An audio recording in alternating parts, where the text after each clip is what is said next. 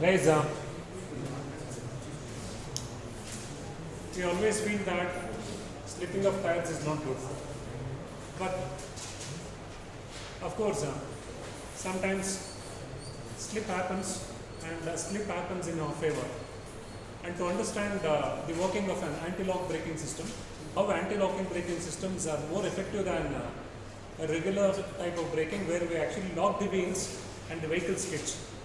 And we always feel that when you actually lock the wheels and the vehicle skids, that is the maximum braking that you can get. But with this principle, you can understand that you can actually make the wheels roll and still get a better braking out of the vehicle, not actually trying to lock the wheels and actually skid the vehicle. And most of the people, I can tell you, will not be able to answer how does ABS achieve shorter braking distance when compared to locking the wheels and allowing the vehicle to simply skid. Okay, we always feel that when we want to have a shortest braking distance, simply lock the brakes, jam the brakes, wheel locks, and the vehicle comes to a halt by actually rubbing the tire onto the road. That is what the maximum braking force that we expect. But now you understand that it is not by locking the wheels, it is by allowing the wheels to roll. Roll by how much is the importance here. So we call something called as the slip in tires, and the slip in tires is actually in terms of percentage. And here there are actually three things you now should understand.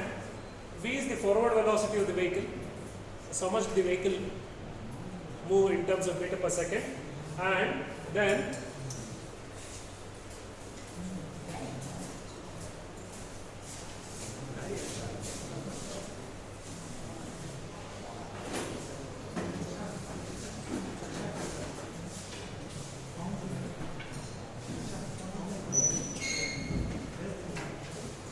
so much does. So V stands for the velocity of the vehicle, the forward velocity of the vehicle. R stands for the tire effective radius. Omega stands for the angular velocity. Now, I can show you a figure here. The same equation has been put here. That there are two cases. One is a pure rolling case. When the tire doesn't slip, when you don't hold the brakes, then even when you hold the brakes, suppose that the wheel actually traverses a distance of a distance equal to pi d. Pi d means d is the diameter of the tire, so you know the circumference is equal to pi d.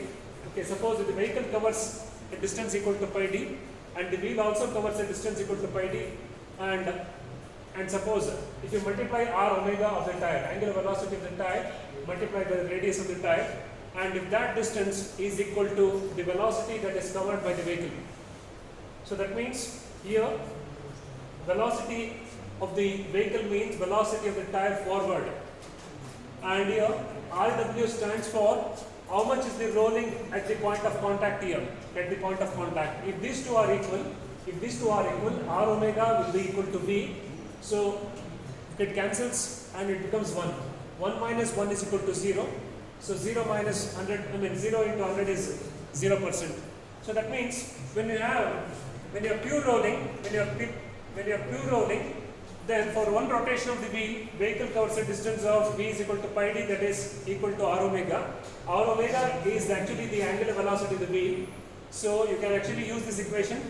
Slip is equal to 1 minus R omega divided by V into 100.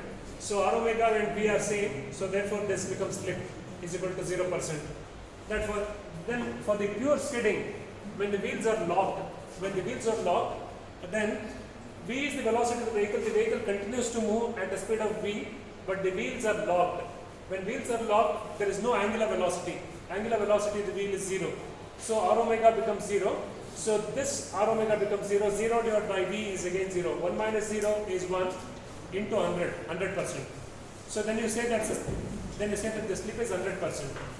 Now, you have understood slip.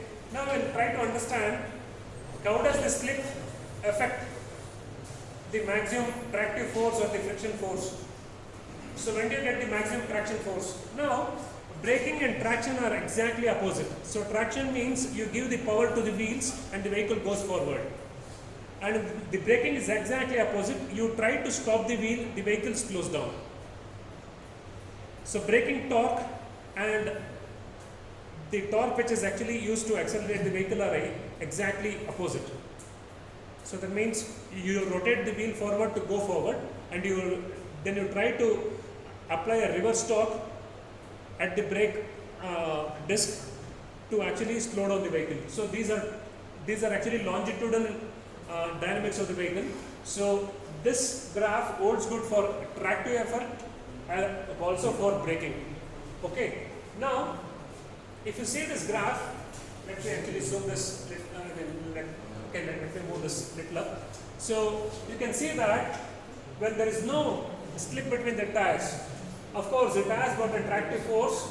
Now the tractive force is not zero, it has got a tractive force, but it is not maximum. It is not maximum. Now with this axis, y-axis does not start from zero. This only x-axis starts from zero. So that means when you got pure rolling, it does not mean that the tractive, the tractive force or the friction. Here you can actually replace this with friction coefficient. The friction coefficient is there, of course, and now it starts increasing. And it becomes maximum when the slip is around 20%. That means you will get the maximum braking effect when the tire slips by 20%. So you should allow, when you want maximum braking, suppose now here you have got 100% slip. Sorry. Here you got 0% slip. 0% slip means pure rolling. 100% slip means locking with the tire. Locking with the tire, when you lock the tires, the maximum braking force or the tractive force that you get is less when compared to the braking force that you have at 18 to 20% slip.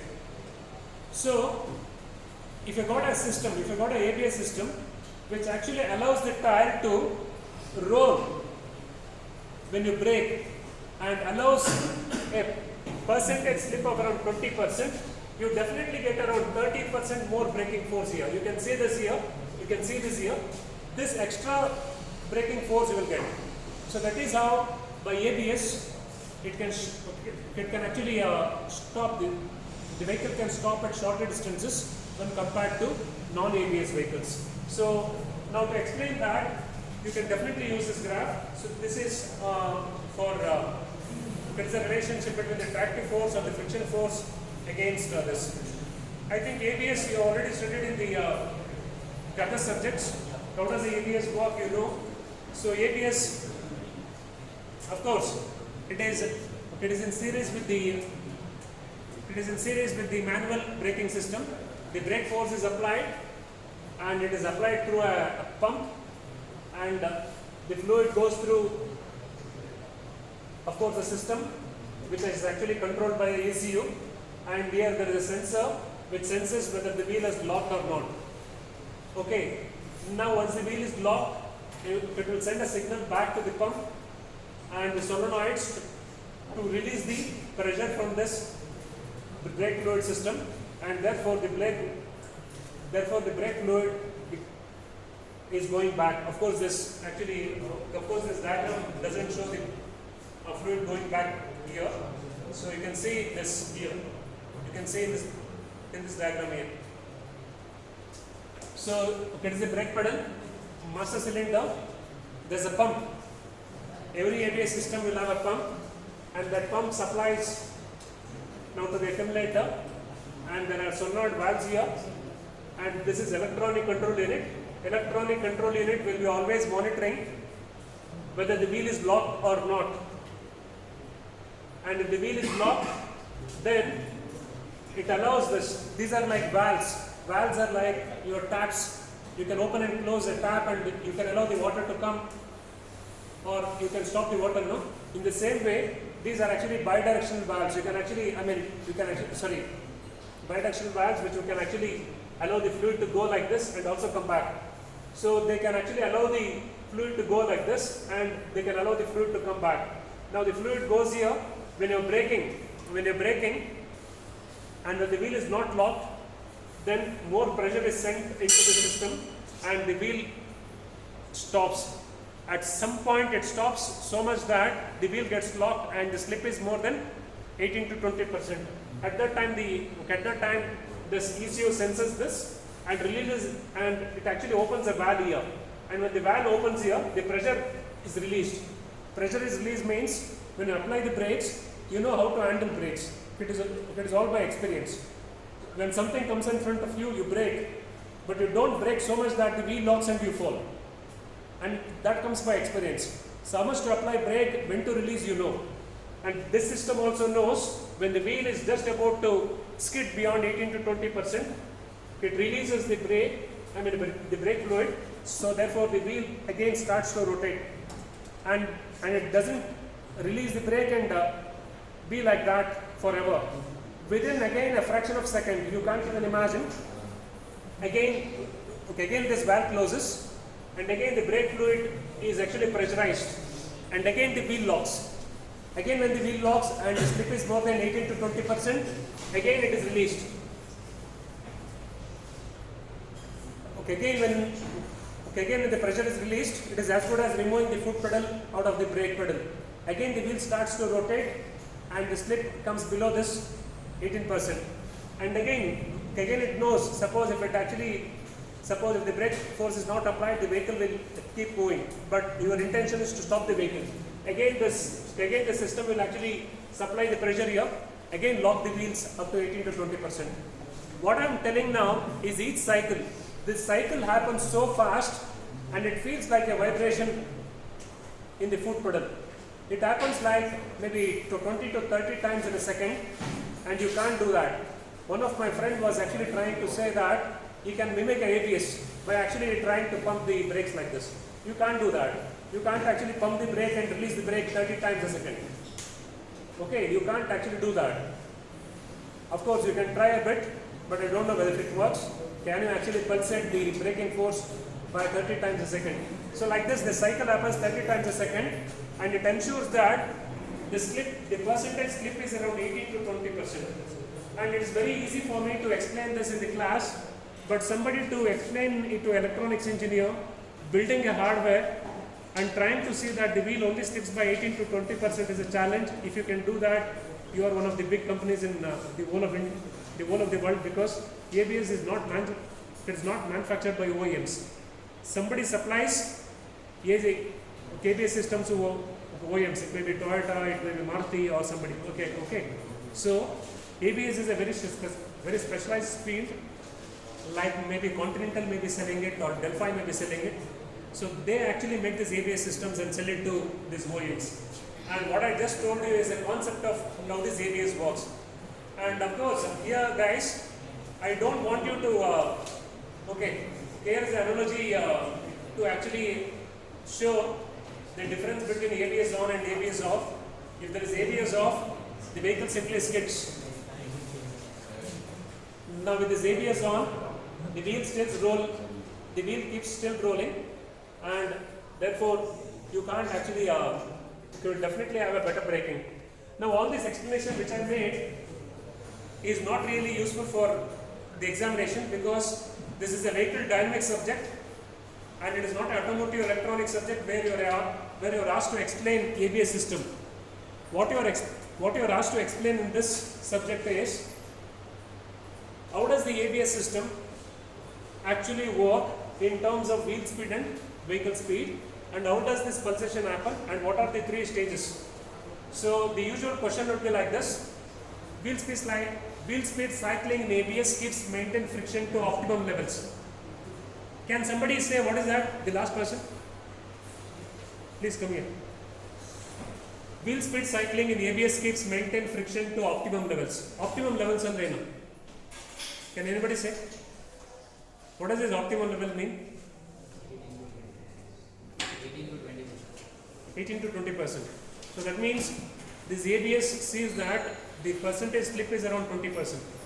Okay. Explain using graphs relating wheel speed and time and slip versus braking coefficient. Or the question could be asked like this: explain with a graph how ABS reduces stopping distance by cycling. ಇದನ್ನು cycling ಅಂತ ಹೇಳ್ತಾರೆ. Cycling ಅಂದರೆ ಬ್ರೇಕ್ನ ಹಿಡಿಯೋದು release ಮಾಡೋದು, ಹಿಡಿಯೋದು release ಮಾಡೋದು. This happens how many times a second? Maybe 20 to 30 times. You can actually refer to the internet, and people have different versions. And earlier it used to be, when this ABS started over 40 years back, it used to be 1 cycle per second. That was not so efficient. Now the electronics and these components have become so robust and so good, and the ABS pulsation can happen 30 times to 40 times a second. Okay, and these are called as cycling. And you're supposed to understand this graph and explain the cycling here. Okay, now here let us see what is actually this. Now whatever the graph that you are looking at is the wheel speed and the vehicle speed when the vehicle is applied with the brake. You know that when the vehicle is applied with the brake, definitely you'll see that the vehicle speed starts dropping with time. It is dropping with time. And suppose if there is zero slip, that means the wheel keeps rolling. Definitely this wheel speed will also follow this. The wheel speed will also follow this line, and it will match with the vehicle speed. And this line, now this line what you're saying, the wheel speed and the vehicle speed will be same if there is 0% slip. Suppose if there is some slip, definitely the wheel speed will be slightly less than the vehicle speed. That is what I'm showing here. This line is not matching with that line because there is some slip. Okay, so therefore you will see that while you brake, definitely the wheel will be rotating slightly slower, and it is not matching with the vehicle speed. Okay, so now let us assume that now the percentage slip is around 4%, 5%. Now as you actually brake, and you try to apply more and more pressure on the brake pedal, and it is not that you are taking few seconds. All this is happening in microseconds. When you are applying brake, you just start to apply brake, you're trying to push the brake pedal down. So that is the portion, that is this time. At some point, the brake pressure becomes so large that the percentage of slip goes to 8%, 10%, 15%, 20%, 25%, 30%, 40% like this. And you can see that this wheel speed suddenly drops when compared to the vehicle speed. Yen artha andre, suppose if this graph completely drops here, what does it mean? 100% lock. 100% lock. The wheel is not 100% locked. It is maybe locked to around 30%, 40%. Okay, around 30% it locks.